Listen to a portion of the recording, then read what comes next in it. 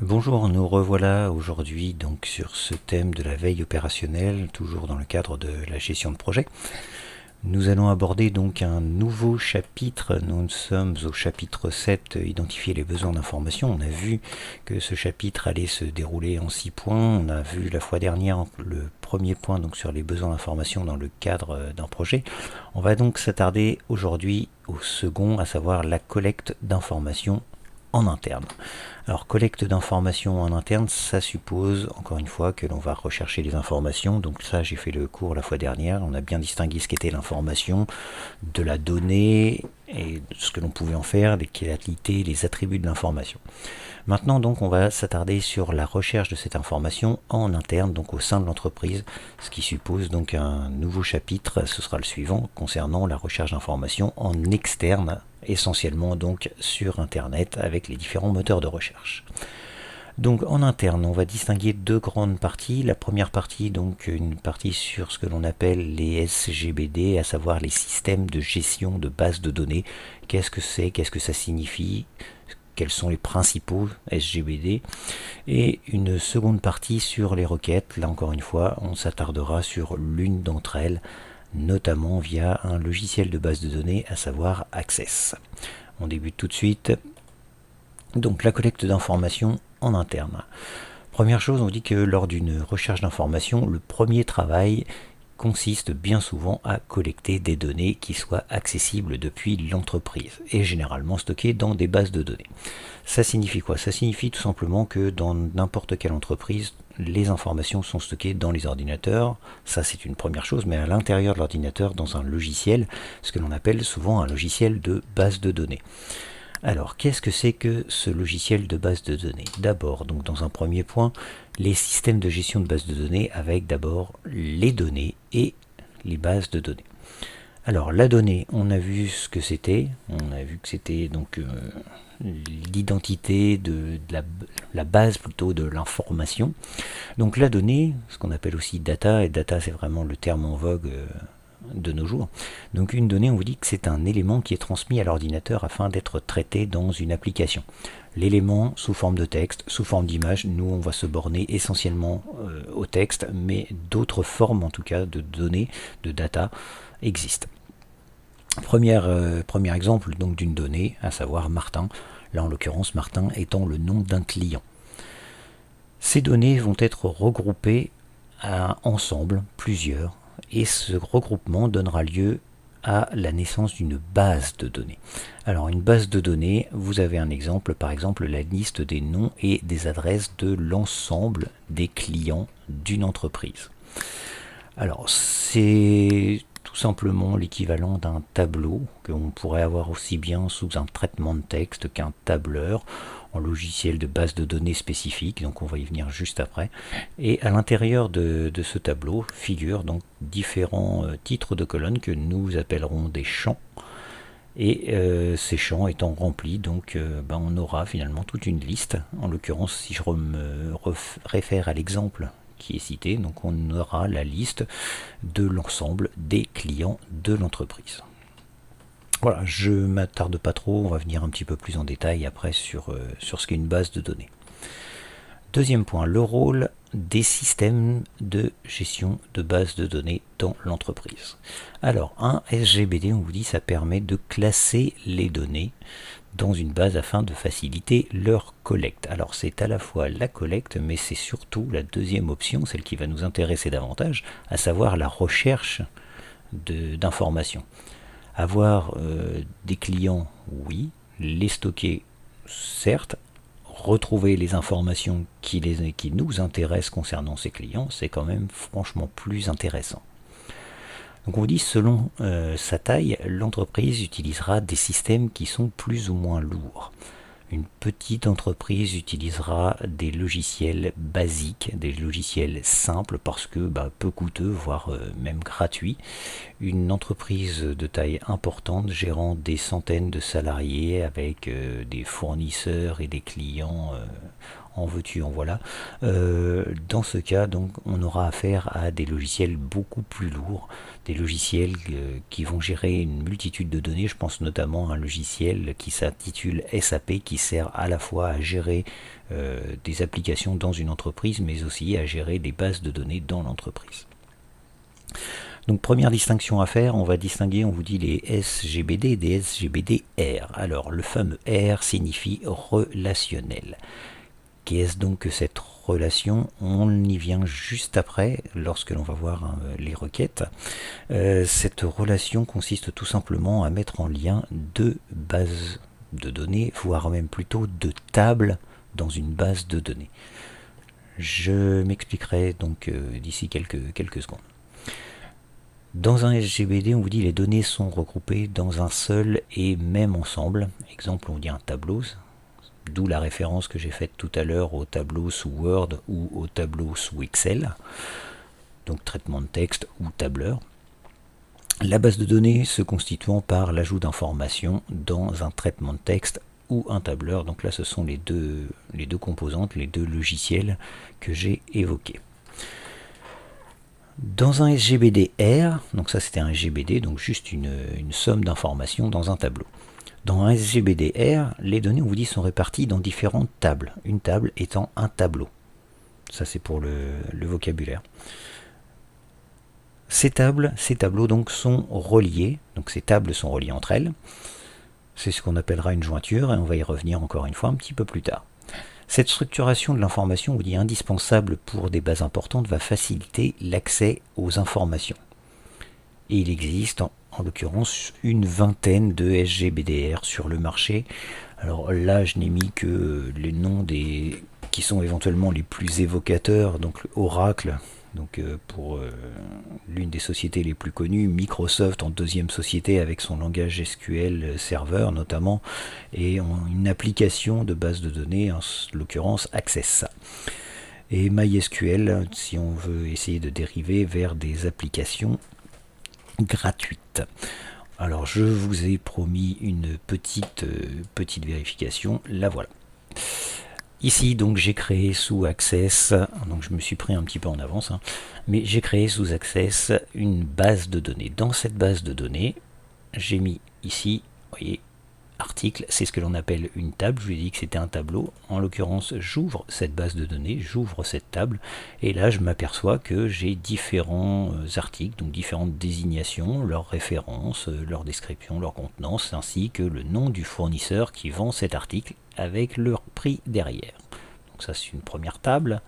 Deuxième table, voilà, ici j'ai le nom des fournisseurs, et sur le nom des fournisseurs à côté, donc je me retrouve avec les adresses, code postal ville, enfin toutes les coordonnées nécessaires à des fournisseurs. Vous voyez qu'ici par exemple la table est incomplète, je n'ai que des noms, je n'ai pas encore les informations les concernant. Donc ça peut faire l'objet d'une recherche d'informations. Donc voilà, ça ce sont des tables. Maintenant, les tables, je vous l'ai dit, elles peuvent être liées entre elles. On peut avoir ce que l'on appelle des relations entre ces tables. En l'occurrence, ici, donc j'ai bel et bien une table, j'ai le nom du fournisseur avec tous ses coordonnées. Si je regarde ma table article, j'ai le nom de tous les articles avec leur désignation précise, mais aussi le nom du fournisseur qui vend cet article. Maintenant, essayons d'imaginer que je veuille éditer un document où figurerait à la fois le nom du produit, avec sa désignation, et l'adresse complète du fournisseur. Un exemple simple, si j'édite une facture, je vais avoir donc tout le bloc adresse où figureront donc toutes les coordonnées du fournisseur, ainsi que la désignation de l'article que je souhaite commander. Auquel cas, il va falloir que j'arrive à lier ces deux tables ensemble. Le lien, cette jointure, j'y reviendrai juste après, le lien consiste à faire tout simplement un champ commun aux deux tables. Ce champ commun ici, en l'occurrence, le nom du fournisseur. Dans la table article, j'avais écrit le nom du fournisseur qui vendait cet article. Dans ma table fournisseur, j'ai le nom du fournisseur ainsi que toutes les coordonnées nécessaires pour le contacter. Donc voilà ce que l'on appelle des tables. Maintenant, pour en faire une base de données relationnelle, j'ai juste ajouté une relation entre ces différentes tables. Sous Access, c'est quelque chose d'assez simple, on appelle ça aussi une jointure. Ça consiste tout simplement à créer un lien comme ceci entre les deux tables. Là, le nom est le même, donc c'est encore plus simple. Je fais créer, et voilà. Et là, le lien s'est fait entre les deux tables. Ce qui fait que maintenant, je vais pouvoir créer donc d'autres tableaux, d'autres requêtes, et ça on va y venir tout de suite, en mélangeant les informations donc à la fois de la table article et de la table fournisseur. Voilà. On revient à l'essentiel, au cours. Ça c'était pour le grand A. Deuxième point, maintenant on va aborder les requêtes. Alors les requêtes, la partie théorique un petit peu moins, peut-être un peu moins intéressante, mais on va dire plutôt essentielle, ce que l'on appelle le langage des requêtes. Alors ce langage des requêtes, c'est un langage que vous avez peut-être entendu au moins de nom, ce que l'on appelle le langage SQL. Alors les requêtes, on vous dit qu'elles permettent d'accéder aux données de la base de données que j'ai fait voir précédemment, de faire des calculs, de sélectionner des données en répondant à certaines conditions, de trier ou de regrouper des données. Concrètement, en fait, ces requêtes, c'est tout simplement une commande qui va nous permettre d'isoler une information dont on a besoin, une ou plusieurs informations dont on a besoin. Ici, un exemple, nombre de commandes passées par le client Giro, par exemple, depuis le début de l'année. Ou alors, quels sont les clients qui habitent Lyon. Ça, encore une fois, c'est une requête.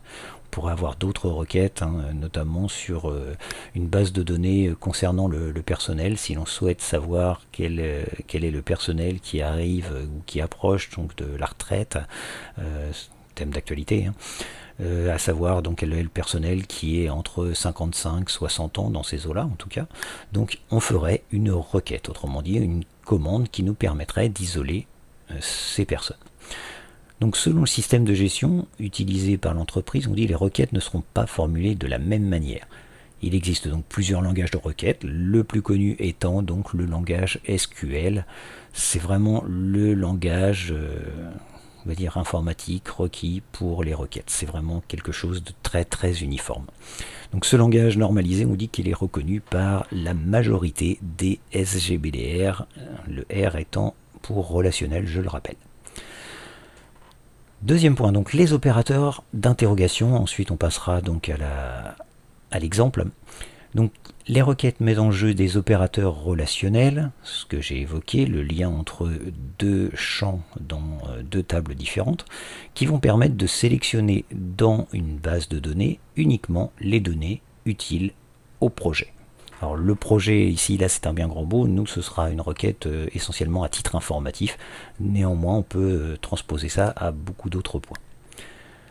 Ensuite on vous dit qu'on parlera de projection lorsqu'on souhaite extraire de la base de données l'intégralité de certaines colonnes, ce que l'on appelle des champs.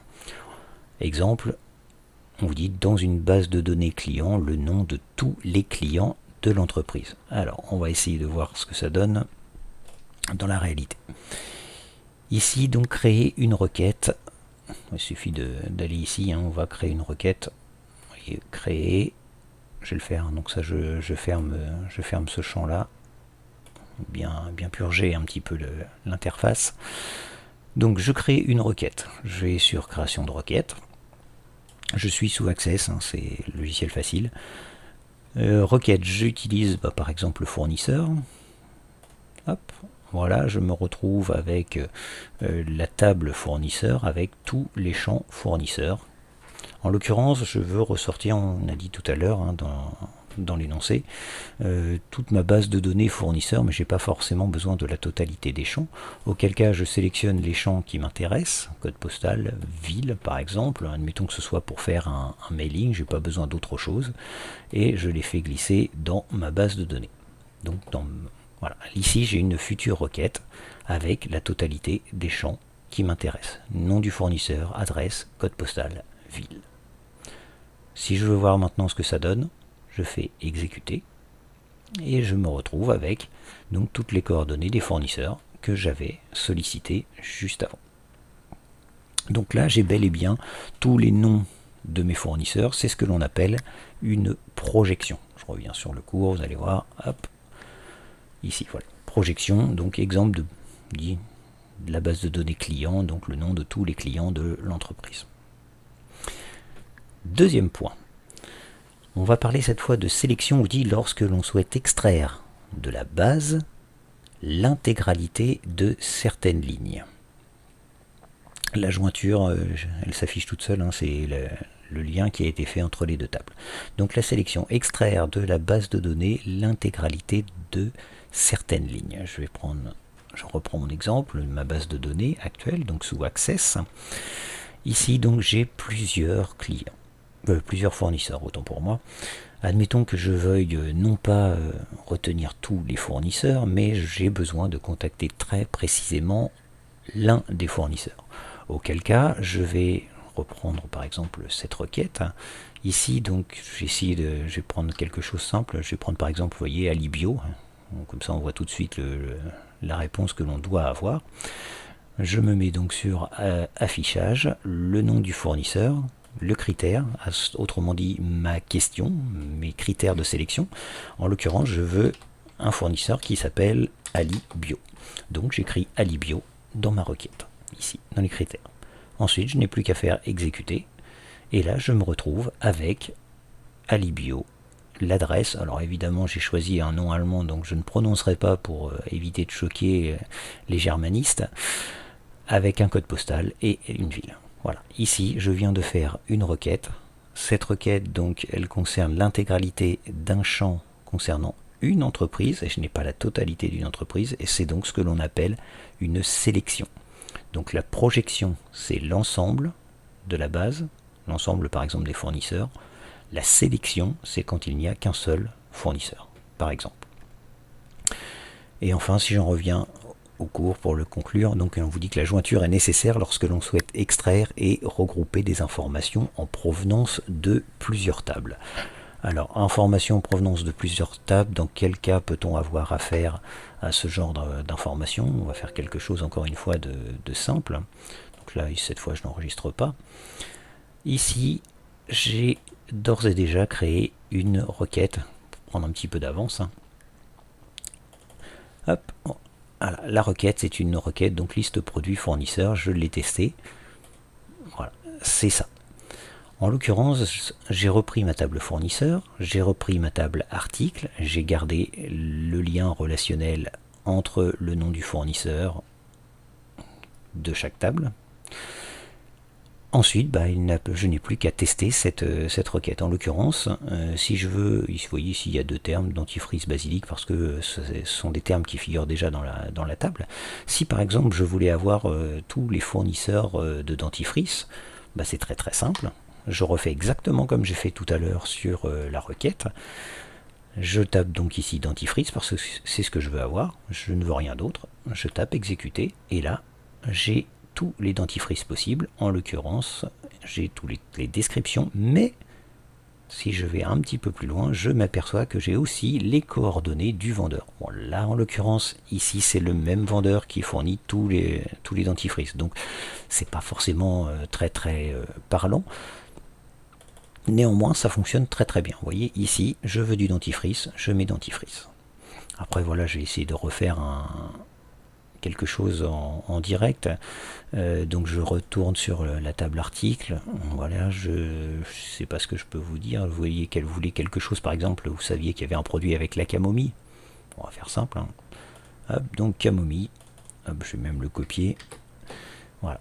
Je retourne dans ma liste produits, alors ma table que j'avais déjà faite auparavant. Mode affichage. Alors je ne m'occupe plus du dentifrice. Ce que je veux, c'était un contenu. Éventuellement, je me dis, voilà, c'est ça, description, si je ne me trompe pas. Ici, donc, je mets que c'est camomille que je veux et je fais exécuter. Et voilà, je me retrouve avec tous les produits à base de camomille. En l'occurrence, ici, il s'agit d'un savon et ce savon est vendu par Diète Import. Petite vérification, je retourne dans ma base article. La camomille est bien vendue par Diète Import, donc, et c'est bel et bien un savon. Comme quoi, donc, la requête fonctionne tout à fait. Voilà, fin de ce deuxième point sur la collecte d'informations en interne. Le troisième point qui va suivre dans la prochaine vidéo, donc parlera de la collecte d'informations sur Internet, donc par le biais des moteurs de recherche. Merci, au revoir.